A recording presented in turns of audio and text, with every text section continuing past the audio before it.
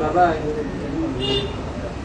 जो जिस पाठधारी है, जैसा अभी अष्टदेव या त्रिमूर्ति, वो इसके बारे में चिंतन करना, पुरुषार्थ करना ये ठीक है, या पहले स्वराज्य अधिकारी बनना ठीक है? ये रचयिता और रचना की नॉलेज है। हाँ। रचना है अनेक, हाँ। और रचयिता है एक। तो जो रचयिता है, उस रचयिता में अनेक रचना भी समाई हुई है। हाँ। लेकिन बाप 5-7 के पार्ट ही बताते हैं, सबके पार्ट नहीं बताते हैं। 5-7 में कौन कौन आ गए? 7 आ गए। अष्टदेवों में एक तो मुख्य है ही बाप, और बाकी 7 और हो गए, तो 8 हैं श्रेष्ठ में श्रेष्ठ।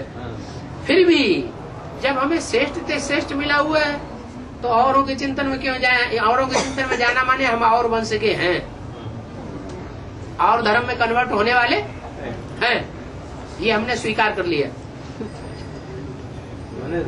अगर हम अष्टदेवों में से जो चंद्रवंश का बीज है, उसके चिंतन में लगे रहते हैं, तो इससे क्या साबित होता है कि हमारी आत्मा ने क्या स्वीकार कर लिया? हम भी उसको हम पहले नंबर में तो पहुंचना मुश्किल है। ऊंचे लक्ष्य तो लेना मुश्किल है, लेकिन दूसरे को हम पटा सकते हैं, अपने सहयोग में ले सकते हैं। सारे सूर्यवंशी है ना, सारे वंशी सूर्यवंशी है, लेकिन लास्ट में क्या होता है? रिजल्ट क्या आता है? एक जन्म में अलग अलग धर्मों में कन्वर्ट होते हैं ना, कि एक ही धर्म में कन्वर्ट होते हैं? अलग अलग धर्मों। फिर कोई गहरे गड्ढे में गिरता है, कोई कम गहरे में गिरता है, कोई उससे कम गहरे में गिरता है, कोई बहुत थोड़े गड्ढे में थोड़ी देर के लिए गिरता है। फिर भी बाद में सभी एक हो जाते हैं। बाद में तो सभी सारे ही एक हो जाएंगे। 9 लाख एक नहीं हो जाएंगे?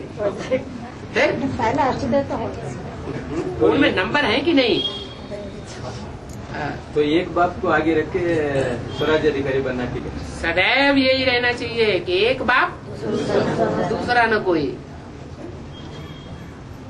और नहीं तो ऊंचे भगवान क्यों कहा जाता है? हाँ। माने तो माने भगवानों की जो लिस्ट है, वो भी ऊंचते ऊंच और नीचते नीच भी है। नहीं फिर ऊंचते ऊंच कहने का मतलब क्या है? भगवान को एक ही को कहा जाता है। एक ही होता है, लेकिन दुनिया में भगवानों की लिस्ट कितनी है? ढेर भगवान के, जितनी आत्मा है उतने भगवान बना दिए। तो ऊंचते ऊंच भी तो कोई एक होगा, वो एक है, और बाकी सब नीचे से नीचे।